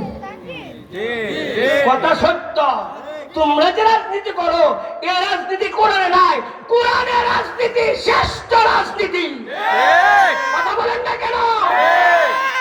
নবী কি রাষ্ট্র চালাইছে? আস্তে করে পুলিশে ধরবো। নবী রাষ্ট্র চালাইছে? চালাইছে। হুজুর মানুষ না, হুজুর রাষ্ট্র চালা, মোল্লাদের মুসলিম আলেমদের কি মনে করতেছেন? আমরা ক্ষমতা চাই না, আমাদের দরকার নাই। আর যেই ক্ষমতার অবস্থা, এই ক্ষমতা থেকে আমরা বহু ইজ্জত নিয়ে আসি। 5 বছর যেদিকে যাই, চিসা চিসা চিসা, কথা বলা, কথা বলা। যেদিকে নেতা যায়, আমার ভাইয়ের চরিত্র ফুলের মতো পবিত্র, নামাজ পড়ে না একত্র। যেদিকে যায় সন্ধ্যারা সেমসারা সেমসারা নেতাকে বলে আমার ভাই এগিয়েছেন, আমরা আসি তোমার সাথে। আমার হাসিনের লেগে মায়া লাগে। এ হাসিনা 15.5 বছরে কোটি কোটি নেতা হাসিনের নাম বাঙ্গায়া কোটি কোটি হাজার হাজার কোটি টাকা মালিক হয়েছে। হাসিনারা যখন বাগে তখন এরা কই? এরা আগেই বাগছে। কথা বলে না কেন? এরা আগেই বাগছে। নোয়া খেললে কই তো পালাবো না, পালাবো না, পালালে কে? মুসলমান আমাদের কথা, আমরা কোন দলের পক্ষে নই, কোন দলের বিপক্ষে নই, আমরা ইসলামের পক্ষে। 5 বছর জিসা জিসা ক্ষমতা যাওয়ার পর ওই পুলিশের রাজপথে ফেলাইয়া জিসা যে ক্ষমতায় 5 বছর 10 বছর থেকে ক্ষমতা যাওয়ার পরে বাল বাচ্চা নিয়ে দেশে টাকা যায় না, পালাইতে হয়, এমন ক্ষমতা না গিয়া রাস্তাঘাটে ভিক্ষা করে খাওয়া ভালো। কি খেলা শুরু হয়েছে স্বাধীনতার পর থেকে? একদল ক্ষমতা যা, একদল দেশে ঢুকে, আরেকদল দেশ থেকে বেরো, একদল জেলে ঢুকে, আরেকদল জেলের থেকে বেরো। কথা বলো না কেন? আমরা বললাম কেন? স্বাধীনতার পর যত সরকার দেশে আসছে গেছে, আমরা দেশে ছিলাম, আছি, আমরা থাকবো। কারণ আমরা এই দেশের সম্পদ বিক্রি করে, এই দেশের সম্পদ ধ্বংস করে বেগমপাড়া বাড়ি করি নাই, আমেরিকা বাড়ি করি নাই। এই দেশের সম্পদ আমরা লুণ্ঠন করি না। আমরা জনগণ থেকে টাকা পয়সা নিয়ে এতিম গরিব ছেলেদেরকে রাত দিন খেটে আমরা আলেম বানাই, হাফেজ বানাই, মুফতি বানাই। এজন্য আলেমরা সবসময় দেশে আছে, কোন আলেম বাকছে যদি ব্যাংকে থাকে হেলো দালাল, কি এই সরকারি আলেম দালাল আলেম, দালাল তো ভাববই, আমুর ক্ষমতা দরকার নাই। কিন্তু আপনাদের দায়িত্ব হলো নিজেরা দায়িত্ব নিয়ে আলেমদের কাছে গিয়ে আলেমদেরকে মেম্বার বানানো, চেয়ারম্যান বানানো, এমপি বানানো। আলেমদেরকে যদি মেম্বার, চেয়ারম্যান, এমপি বানান, দেশের সম্পদ বাহিরে যাবে না, জনগণের সম্পদ জনগণের হাতে আসবে। তাহলে 1 নম্বর, জাহান্নামের আগুনতে বাঁচতে হলে, জান্নাতে যাইতে হলে কি মানতে হবে? সবাই কোন কি মানতে হবে? সবাই কোরআন মানতে রাজি? ইনশাআল্লাহ। হাত উঁচা করে আল্লাহু আকবার বলেন। কোরআন মানতে হলে নামাজ ছাড়া যাবে? আজ থেকে নামাজ ছাড়বো না, ইনশাআল্লাহ বলেন। ইনশাআল্লাহ। আল্লাহর হাত থেকে ইনশাআল্লাহ বলেন। নাম কোরআন মানতে হলে চুরি করা যাবে, ডাকাতি করা যাবে, সুদ খাওয়া যাবে, ঘুষ খাওয়া যাবে, সন্ত্রাসী করা যাবে, ইয়াবা খাওয়া যাবে, নিশা খাওয়া যাবে। এগুলি আমরা খাবো, আমরা কোরআন মানবো। নারে তাকবীর। আল কোরআনের আলো, আল হাদিসের আলো, ঘরে ঘরে আলো, সংসদে জালো, আল কোরআনের আলো, সংসদে জালো, সবাই কোন আল কোরআনের আলো, সংসদে জালো, সব জায়গায় জালো, সব জায়গায় জালো। আল্লাহু আকবার। আল্লাহু আকবার। এই হলো একটা দিক। নাম্বার 2, কোরআন মানলে শুধু জান্নাতে যাওয়া নয়, জাহান্নাম থেকে মুক্তি নয়। মানুষ যদি মানুষ হতে চায়, কোরআন শিক্ষা ছাড়া বিকল্প নাই। ঠিক। আপনাদেরকে বাস্তব কথা বলবো। কথা বলেন। বলেন বলেন। গুরু প্রস্রাব করে গুরুর মতো, ছাগলে মুতে ছাগলের মতো। কথা বলেন। ঠিক। গুরু মুতে গুরুর মতো। তো গুরু ছাগল কি বসে বসে মুতে না খাড়ায়া খাড়ায়া? তো দাঁড়ায় দাঁড়ায় প্রস্রাব করা মানুষের তরিকা না হাইওয়ান জানোয়ার? হাইওয়ান। এখন দেখা যায় আমাদের শিক্ষিত ছেলেরা ভার্সিটির পরে, কলেজে পরে, মাশাআল্লাহ খাড়ায়া খাড়ায়া মুতে। ঠিক। কথা কনা, কথা কনা। ঠিক। আপনাদের এলাকায় গরু ছাগল বড় হইলে, আচ্ছা বলেন তো, গরু ছাগলের আব্বা আম্মা আসেনি? আছে আছে নাই নাই নাই, আছে। আব্বা আম্মা আছে। ওই বাল্যকালে আব্বা আম্মারে চিনে, বড় হইলে আব্বা আম্মারে চিনে না। কোন গরু ছাগল কুত্তা বিড়াল হাইওয়ান জানোয়ার বড় হইলে আব্বা আম্মার খেদমত করে? আব্বা আম্মারে কমলা খাওয়ায়, না। আব্বা আম্মারে আপেল খাওয়ায়, ভাই বোনরে খোঁজ খবর নে? না। বড় হওয়ার পরে আব্বা আম্মার খোঁজ খবর না রাখা, আব্বা আম্মার সাথে সম্পর্ক না রাখা, ভাই বোনের সাথে সম্পর্ক না রাখা, এটা কি মানুষের চরিত্র না হাইওয়ান জানোয়ারের? হাইওয়ান জানোয়ার। এখন দেখা যায় বাংলাদেশে, ওই যে আপনাদের ধানমন্ডিতে যান, বৃদ্ধাশ্রম আছে, বৃদ্ধাশ্রমে গিয়া দেখবেন শত শত শিক্ষিত ছেলের, বড় বড় কেসিয়ের অফিসার, শিক্ষিত ছেলেদের মা বাবা বৃদ্ধাশ্রমে পড়ে আছে। মা বাবার খবর নেই না। টেকনাফ থেকে তেতুলিয়া পর্যন্ত একজন আলেম ইমাম সাহেবের আব্বা আম্মা বৃদ্ধাশ্রমে খুঁজে পাবেন না। ঠিক। তাহলে বোঝা গেল, শিক্ষিত হওয়া এক জিনিস, মানুষ হওয়া আরেক জিনিস, ডাক্তার হওয়া এক জিনিস, মানুষ হওয়া আরেক জিনিস, ইঞ্জিনিয়ার হওয়া এক জিনিস, মানুষ হওয়া আরেক জিনিস, ব্যারিস্টার হওয়া এক জিনিস, মানুষ হওয়া এক জিনিস। মানুষ যদি মানুষ বানাতে চান, মানুষ যদি মানুষ হতে হয়, কোরআন শিক্ষা ছাড়া উপায় নাই। জ্বলন্ত প্রমাণ আমাদের মাদ্রাসার আলেম দূরে কথা, একটা 5 বছরের বাচ্চাও দেখবেন না কোনোদিন রাস্তাঘাটে প্রস্তাব করে। ঠিক। আমাদের বাচ্চারা মা বাপকে গালি দেয় না, আমাদের বাচ্চারা মাতা পিতাকে বুকে গুলি চালায় না, স্কুল কলেজে পড়ে মা বাপকে নিশা টাকার জন্য বুকে গুলি চালায়। আমাদের মাদ্রাসায় টেকনাফ থেকে তেতুলিয়া পর্যন্ত হাজার হাজার কওমি মাদ্রাসায় নিশা খাবে দূরের কথা, গাঁজা খাবে দূরের কথা, হিরোইন খাবে দূরের কথা। আমাদের মাদ্রাসার একটা ছাত্র আবুল বিড়ির প্যাকেটও স্বপ্ন দেখার সুযোগ না। আর আমাদের ঢাকা বিশ্ববিদ্যালয়ে হিরোইন খাইয়া, মদ খাইয়া, ইয়াবা খাইয়া 100 নারীকে দর্শন করে, সেঞ্চুরি করে আবার আনন্দ করে। কথা বলেন না কেন? মুসলমান ভাইরা, আপনার সন্তানকে যদি মানুষের মতো মানুষ বানাইতে চান, আপনার সন্তানকে কোরআন শিক্ষা ছাড়া মানুষ হবে না। 2 নম্বর আরেকটা কথা বলি, আমাদের সমাজের 90% মানুষ সন্তানকে কোরআন শিক্ষা দেয় না। কারণ হলো কোরআন পড়লে মরার পরে কিছু সওয়াব পাবে, দুনিয়াতে কিছু পাবে না। ডাক্তার ইঞ্জিনিয়ার হইলে লক্ষ লক্ষ টাকা কামাই করবে, আব্বা আম্মাকে বুড়া হইলে সাগর কলা খাওয়াইব, মুরগার রান খাওয়াইব। এই জন্য আমি সব থেকে বলি, বরিশাল্লা ভাষা, মুর একুলো গেল ওই কুলো গেল। কত পুরা মা বাপ বৃদ্ধাশ্রমে পড়ে চোখের পানি ছাড়ে, তার সন্তান মা বাপের খবর রাখে না। মুসলমান ভাইরা আমার, এই যুবক, আমি শামসুদ্দিন আজকে 32 বছর বাবা হারা, আমি আজকে 4 বছর মা হারা। আমি জানি আব্বা কত বড় নিয়ামত, আম্মা কত বড় নিয়ামত। এর যুবক, সন্তানকে আলেম বানাও। আলেম সন্তান কোরআন পড়ে জানছে, আব্বা আম্মা ভাই বোনের খেদমত করলে আল্লাহ তাআলা দুনিয়াতে 3টা পুরস্কার দেন। 1 নম্বর হলো আল্লাহ হায়াত বাড়াইয়া দেন, 2 নম্বর হলো সম্পদ বাড়াইয়া দেন, 3 নম্বর বড় বড় বিপদ থেকে আল্লাহ উদ্ধার করেন। এই জন্য আলেম উলামা মৃত্যুকাল পর্যন্ত আব্বা আম্মার খেদমত করে। ইমাম শাফি রাহমাতুল্লাহ আলাইহি সারাদিন হাদিস পড়াইতেন। আমার দিকে তাকান, সারাদিন হাদিস পড়াইতেন। রাতের বেলা বাসায় গিয়া বুড়া মায়ের পা টিপতেন।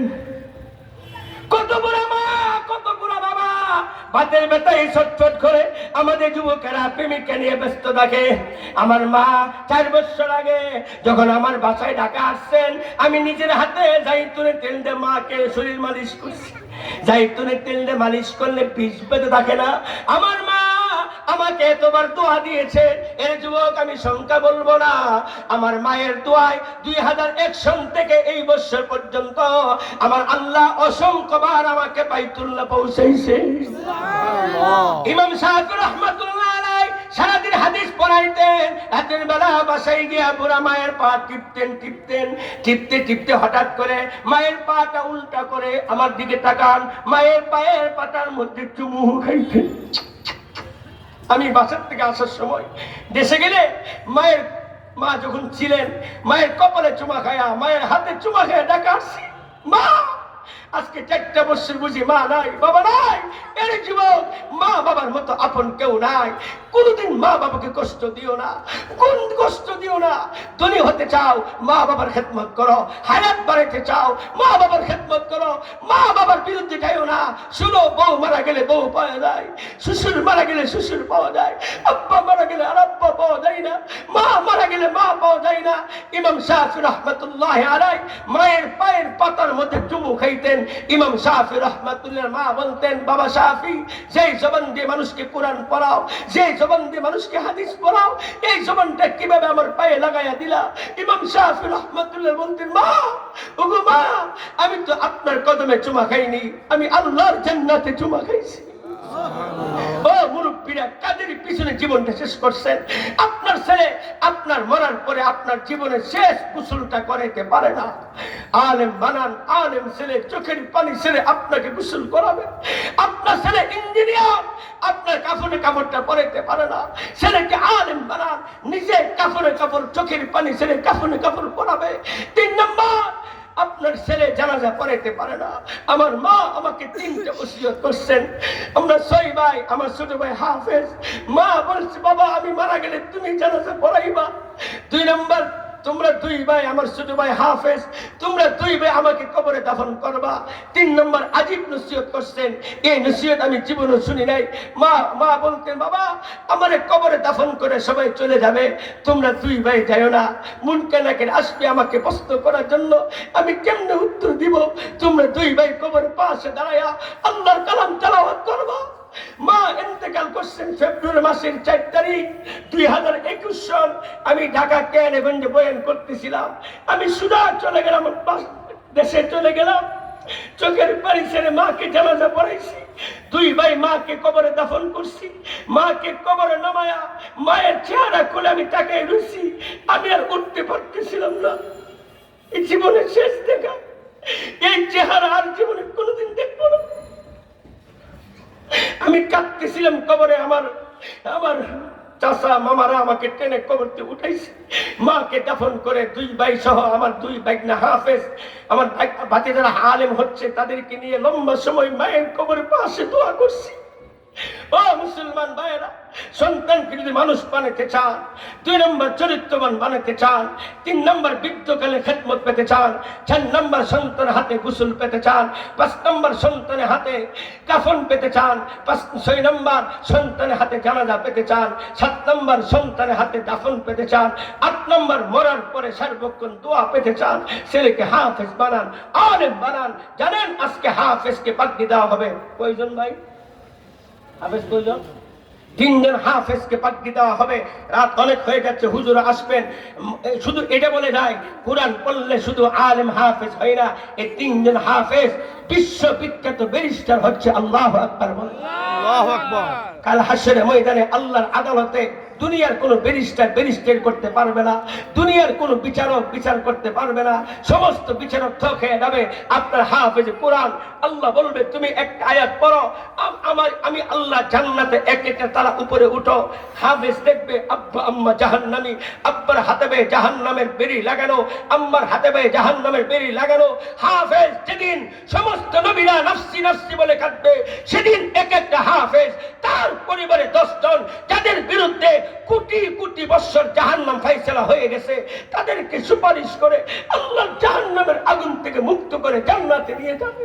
সুবহানাল্লাহ। একটা হাফেজ কোরআন বিশ্ববিখ্যাত ব্যারিস্টার। মুসলমান, আমি 2টা পয়েন্টে কথা বলছি।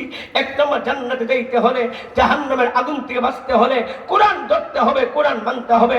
2 নম্বর, দুনিয়াতে শান্তিময় চলতে হলে কোরআন শিখতে হবে। ব্যক্তি জীবন থেকে শুরু করে রাষ্ট্র জীবন পর্যন্ত কোরআন মানতে হবে। এই জন্য এই মাদ্রাসা কোরআনী মাদ্রাসা, যাদের আব্বা মা মারা গেছে আমি দেখতে পাচ্ছি, অনেকে চোখ দিয়ে পানি আসতেছে, মা নাই বাবা নাই, আসলে কেমনে বলবো, কেমনে বুঝাবো।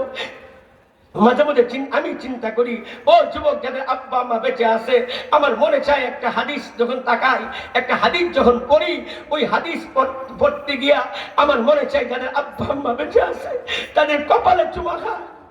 যাদের আব্বা আম্মা বেঁচে আছে, তোমাদের জন্য এমন একটা সুযোগ আছে, এই সুযোগ আমার জন্য নাই। আমি শামসুদ্দিন আলেম, আমি মুফতি, আমার জন্য এই সুযোগ নাই। সুযোগটা কি? রাসূল বলে আব্বা আম্মার দিকে একবার তাকাইবা, সাথে সাথে একটা কবুল হজের নেকি। 5 বার তাকাইবা, 5 বার কবুল হজের নেকি। আমি শামসুদ্দিন যদি হজের নেকি অর্জন করতে চাই, আমাকে বাইতুল্লাহ যাইতে হবে লক্ষ লক্ষ টাকা খরচ করে। আমার তো মা নাই, আমার তো বাবা নাই। এই জন্য একই মজলিসের মধ্যে আব্বা মারা গেছে, আম্মা মারা গেছে, অথবা দুজন মারা গেছে, এমন কারা কারা আছেন? হাতটা উড়ান তো দেখি। আব্বা নাই, আম্মা নাই, হাতটা উড়ান। আমার মনে হয় এখানে অর্ধেকের মতো আমার মতো এতিম, মা হারা বাবা হারা, হাত নামান।